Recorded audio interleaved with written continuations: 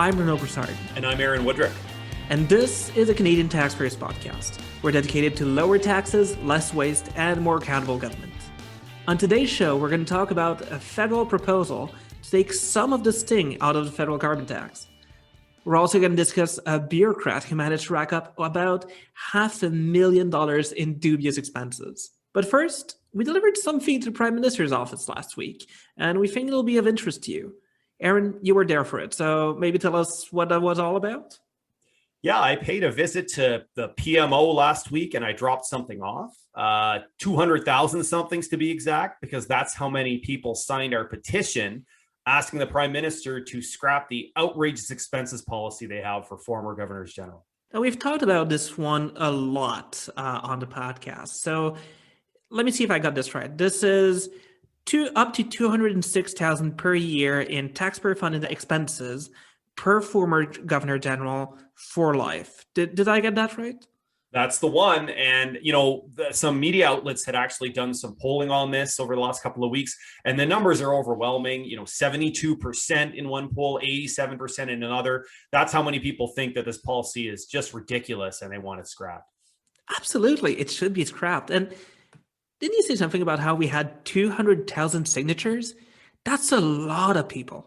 It is a lot of people. In fact, believe it or not, it's the biggest petition we've ever had in the history of the CTF. And we've had some pretty big ones, including ones that are over 100,000. So, it's huge. In fact, funny thing, it's so big that the printed petitions actually broke the cart that we were using to deliver them over to the Prime Minister's office.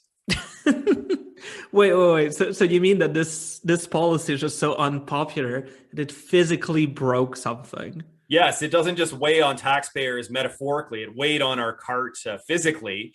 We had them printed out, and so there's a lot of paper, and I certainly hope they recycle it.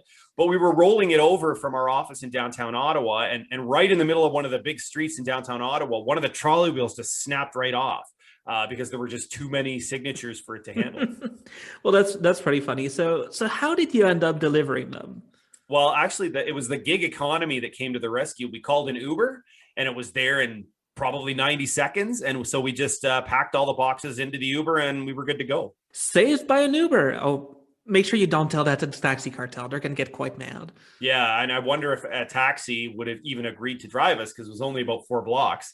But at any rate, we made the delivery, we made it happen, and hopefully they finally take note. It's not every day that you get 200,000 Canadians to sign something asking to do something that's very simple. The Prime Minister doesn't need to pass a bill or have a vote. This is just a policy Cabinet can change at the stroke of a pen and get rid of these crazy expense accounts. So we're really hoping he finally acts. Well, hopefully it'll be about time.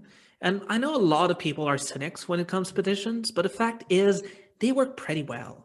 Petition signed by 75,000 of our supporters in Quebec got the provincial government to refund $1.5 billion in hydro overbilling 2 years ago. One signed by 80,000 of you got Trudeau to stop paying for Prince Harry and Meghan Markle's bills last year. So they have a history of working. Yeah, exactly. Those are two great examples. And, beyond that, they're just a simple and concrete way that you can express yourself. And when the numbers get really big, politicians, they want to get reelected. So the numbers start to get big and it's really hard for them to ignore them. And when you factor in some other movement on this issue, the Conservatives put forward a motion in Parliament to study the issue in committee, and a Bloc member of Parliament, believe it or not, actually put forward a private member's bill calling for the Governor General's entire compensation package, everything, their salary, their expenses, to be reduced to $1. Essentially making it a volunteer position. So look, this petition is a way to just help that momentum move along and push the issue forward. That's a good point you're making. And in our jobs and our business, there's not one tool that does something. It's a variety of tools. And petitions are one of the very good ones. They don't have a guarantee of success, but they're very, very useful. And getting 200,000 signatures, well, it makes it pretty hard for politicians to ignore. So thanks for working on this, Aaron. And of course, thank you to the over 200,000 Canadians and to all of our listeners who have signed it. It's time for Deep Dive, and this is the part of the show where we step back and take a closer look at some of the important issues hitting Canadian taxpayers. I'm Jasmine Moulton. I'm the Ontario Director for the Canadian Taxpayers Federation, and I've got Kris Sims, our BC Director, here with me. Now, Simmer, I hear your inbox is chock full of people's home heating bills right now. They're all showing you how much they're paying in the carbon tax. So tell us, why did you put out this massive call for people to send you their bills? Yeah, I brought this on myself. So I put out the call because I wanted to know, one, what their usage is. So how much energy they're using, how many liters of oil or propane they're using to not freeze to death this winter. And I wanted to figure out their carbon tax bills. I'm going to tell you right now, I might have 1,000 of these emails in my inbox. And they're from everyday people who are showing us how much it costs them to heat their homes. They use natural gas, they use propane, and they use furnace oil. Many of these folks live in rural areas where they only have one steady source of heating fuel that they can use, and many of them are on fixed incomes. So lots of them are seniors. They all took pictures for me of their heating bills. Some of them even, I could tell they put them in a scanner and used it that way because they don't have smartphones, and they sent them in to me. And we asked for this information because we want to know how much energy everyday people are using, what they're paying right now in the carbon tax. That way, we can do the math, figure out where they're going to pay once Trudeau is done jacking up his federal carbon tax in 2030. Well, I've got to say that when you told me the topic we were going to be discussing today, I took a quick look before the show at my own gas bill.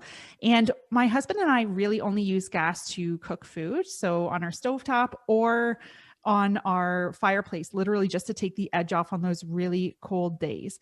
And even so, I don't think that we use that much gas, but our bill had a $26 federal carbon charge on it, plus 13% tax on top of that, which we'll get to later in the show. And then Kris, you know, I'm 9 months pregnant. So pretty much the only place I'm driving these days is to the hospital to go to these millions of appointments you have in the last month. So when I'm paying the carbon tax at the pumps, it's really not because I'm, jet setting across the world. It's I'm living just, cooking food, heating my home, traveling to necessary appointments that I have to go to. And I'm really being punished, it feels like, with this federal tax. But it sounds like the worst is yet to come because Trudeau is about to crank this carbon tax up to $170 per ton over the next 9 years. So as you point out, that's going to increase the cost at the pumps for our cars, and that's going to make home heating bills even more expensive. Now, Kris, you have this amazing column that just came out in the Toronto Sun newspaper chain. Listeners, if you haven't read it yet, literally Google Kris Sims Toronto Sun. It's an amazing article. And you talk about what you found when you looked at all of these bills that people have been sending you. So can you tell our listeners a little bit of what you saw? Well, just as a person, they're actually kind of getting hard to read because some of these folks, they're in really tough right now. And so I'm just bracing myself for what they're going to be dealing with in the years to come. And folks that better brace themselves. In many cases, I was reading emails from seniors who are already struggling to keep their homes warm. And their carbon tax bill using natural gas is around $40 a month. A lady named Jane wrote to us, and she said that she actually wears extra layers of clothing inside of her home and already wraps herself in blankets to stay warm. So that's pretty tough to read that stuff. But by the year 2030, the first carbon tax is going to be more than 400% more expensive than it is right now. And if folks are already struggling with $40 a month, what's going to happen when it's much, much more? I think you hit the nail on the head there, Kris, when you talk about really how heartbreaking the stories can be that come out about how the carbon tax has impacted people. But what should scare everyone is that it's about to get a lot more expensive. So why don't you explain to our listeners, and we have time, I know that this can be kind of a bit of a calculation, but why don't you just explain what it's currently costing us? And then we'll get into after what's about to hit taxpayers. Okay. Here's a real world example. A family from Black Diamond, Alberta sent us their bill. For 1 month from December to January of this year, their household used 46 gigajoules of natural gas, which is 1,187 cubic meters. At the current tax rate of $30 a ton, the carbon tax on natural gas is 5.8 cents per square meter. Their carbon tax for that household was $73.42 for that 1 month of home heating for natural gas. That didn't include the big February cold snap either. Okay, so you're telling us that this family already paid about $75 for 1 month because of the carbon tax. And that's at the current price of $30 a ton. So, Simmer, what's going to happen when Trudeau gets his way and hikes this up to $170 a ton? You know, we should all be knitting ourselves some long underwear. At $170 a ton, that means it will cost 33 cents per cubic meter of natural gas. Do the math. That means it's going to cost that household about $390 for that 1 month of carbon tax within the next 9 years. I don't even know where to start with that one, because there have been studies that come out showing there are Canadians that live, $200 within making ends meet at the end of the month. So if you're telling me, Kris, that Justin Trudeau wants to hike his carbon tax up to cost families now an extra $400 just for 1 month to heat their home in the wintertime, there are so many people, I don't know how people are going to make that work. A really important point that we also need to just mention is that Canada doesn't have just one cold month. It's not going to cost you an extra $400 over the course of the winter. There are parts of this country that have, really, really long winters. This is Canada. So how are they going to make ends meet? Exactly. And when you think about it, $400 in 1 month, I don't know about you, but I can do 2 really big grocery shops for my entire family for $400, including meat purchases. So this is nothing to sneeze at. And when you talk about winter here in Canada, if we took this household and added up November to March, so 4 bill cycles in total, it will cost that family more than $1,500, $1,500 in the carbon tax to heat their homes. And again, that's not counting October or April or other cooler times of the year. Okay, so that was for gas, but Kris, what about other forms of heating fuel? What kinds of carbon tax bills can those families be expecting?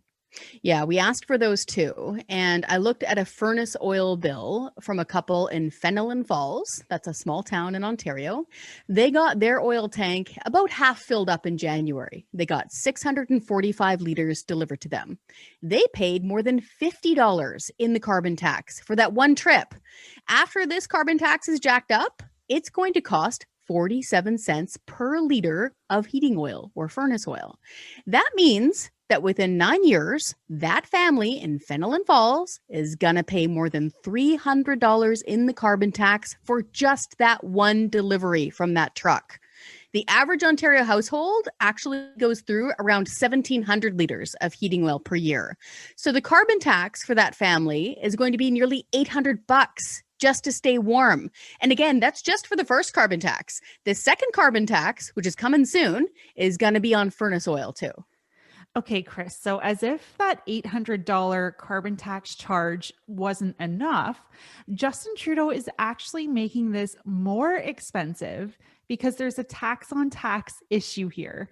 Our listeners, if they've been listening to the show for any length of time, will know by now that you're not just paying for the carbon tax. Trudeau's actually charging you a sales tax, the GST or the HST, on top of the carbon tax. So Kris, why don't you tell our listeners a little bit about that? Yeah, this is definitely a bee in most people's bonnets. If there's one issue other than the carbon tax I get steady mail on, it's this. It's a tax on tax. If you take a close look at your energy bills, the HST or GST is tacked on after the carbon tax. So that means you're paying a tax on tax. It's unfair, and this is why we fight. People should not be punished for heating their homes in the winter. And that is how this federal government actually sees this carbon tax. We were on the TV talk show Counterpoint a couple of weeks ago, and one of the people who helped write the current federal carbon tax law was on there with us. They were there to debate us on the carbon tax. Listen here to what strategist Elliot Hughes says about why we have a carbon tax. Doing things like introducing a carbon tax is part of a broader plan that the government wanted to bring in and bring to Canadians to try and tackle some of the challenges that we face today, but are certainly about to face down the road. And so a carbon tax is the most efficient, the most sort of fair, and an effective way, in a market-based way, to essentially punish sort of poor behavior, and that's the use of fossil fuels. That's what really makes this so unbelievable, Kris, is that there are actually people out there who say that we should be punished for the poor behavior of heating our homes and feeding our families, cooking our food. It's so bizarre that the feds are using this logic at all. Yeah, that's exactly the language they used. And, you know, this carbon tax, it isn't just on furnace oil and natural gas. It hits propane too. Lots of folks don't realize that. And lots of folks rely on it to heat their homes, especially folks in rural Eastern Canada and low-income people who live in mobile homes, trailer parks, and in their RVs year round. The average customer uses about 2,500 liters of propane per year. I phoned a distributor and I asked them. That's the average. So within 9 years, the carbon tax is going to be more than 26 cents per liter of propane. So Trudeau's carbon tax will cost those folks about $658 extra per year. That's pretty heavy duty punishment for people who can least afford it. But we can't talk about the carbon tax without addressing this issue of rebates, because carbon tax proponents, people who support the carbon tax, always like to say, well, you get more back in rebates, it puts more back in your pocket. So Kris, how do you address that statement? For sure. Okay. There are 2 points that I want to make about this because it never fails. The moment I release my article online on social media, I get all this pushback saying, yeah, but we get way more back in rebates. Okay. So right now, there are some provinces that do get federal rebates on the federal carbon tax, and they vary in amount. And many people are telling us that they don't actually cover the costs that they pay out.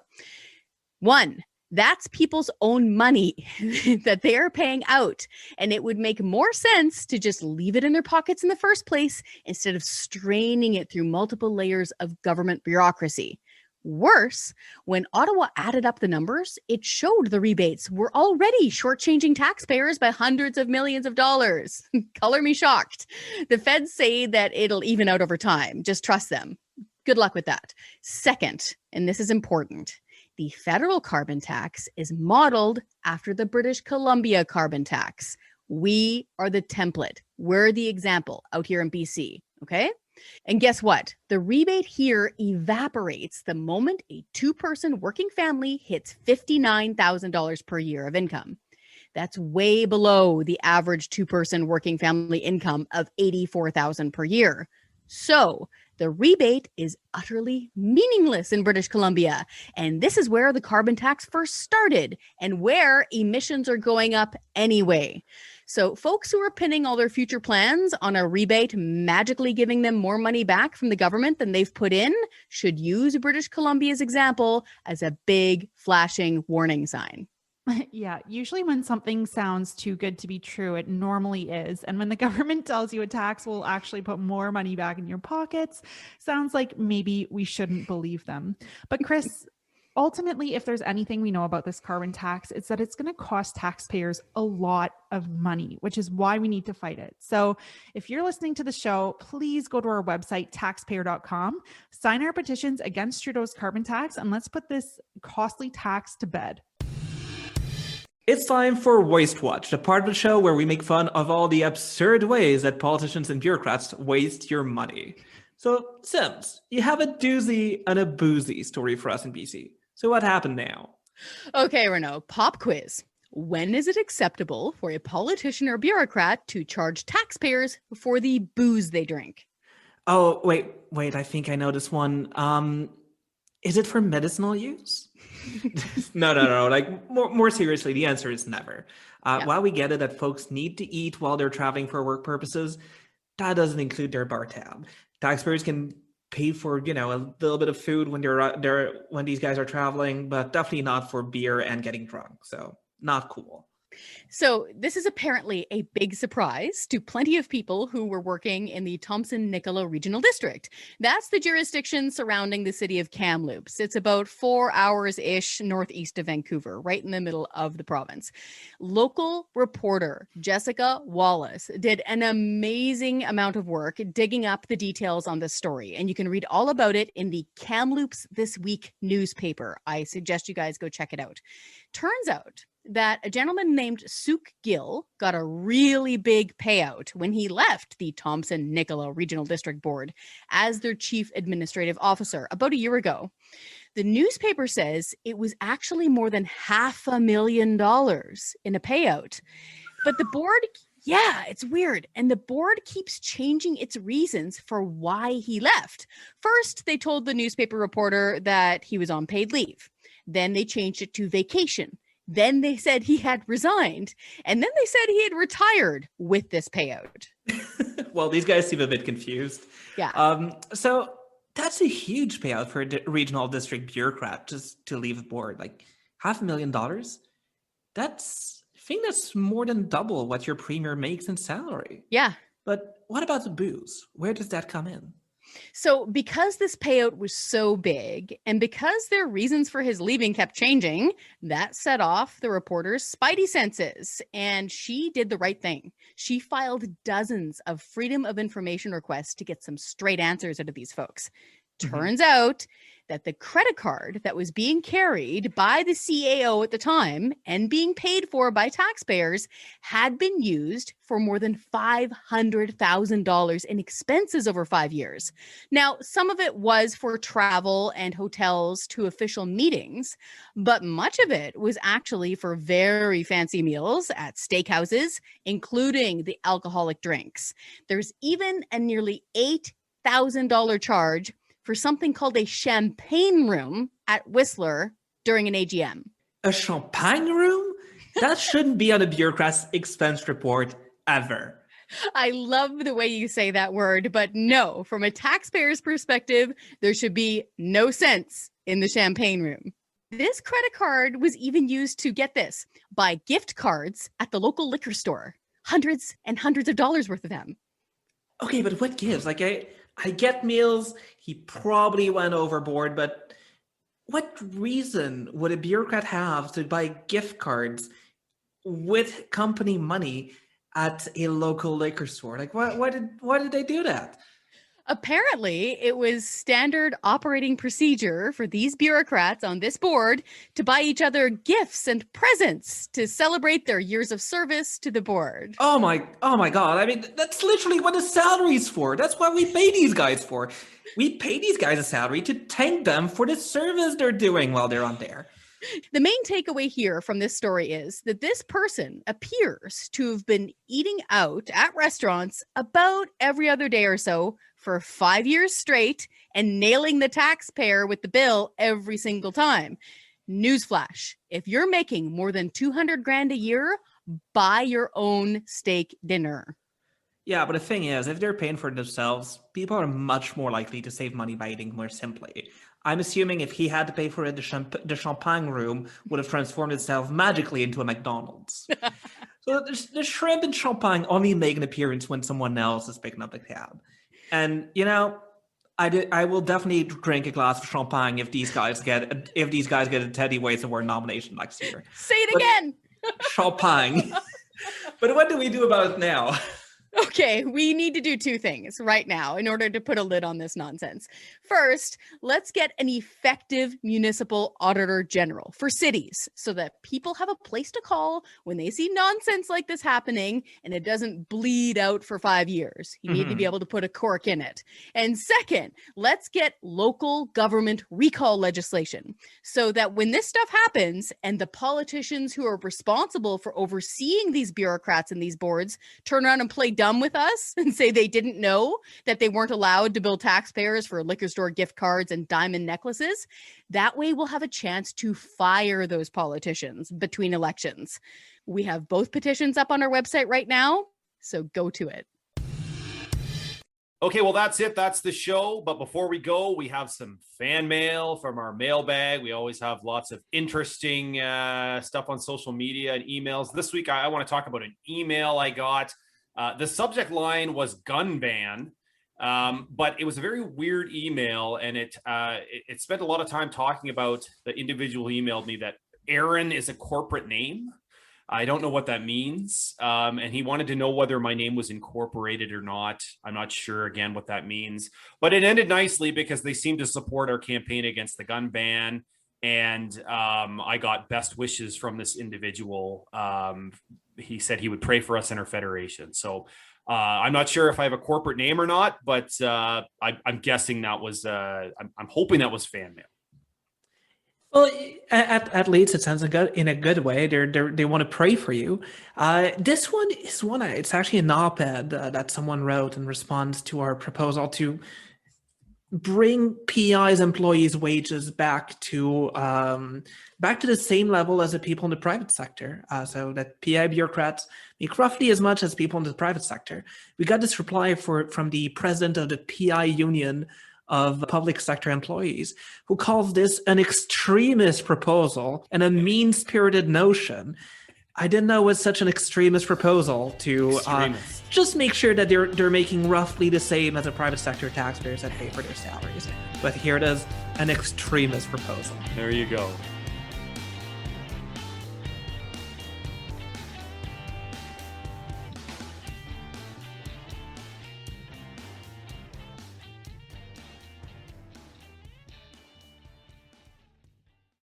Hi, I'm Scott Hennig, President of the Canadian Taxpayers Federation. If you've got another minute, I'd like to ask you to think about the one person you know that would really enjoy listening to this podcast. Do us a favor and do them a favor and send them a quick note to let them know about it. At the Canadian Taxpayers Federation, we believe there is power in numbers. That's why we've worked so hard to build an army of taxpayers who are ready to push back. And we did it because people like you shared our work with that one person that they knew would really appreciate taking part. Thanks for listening, and thanks for doing your part to make Canada a better place.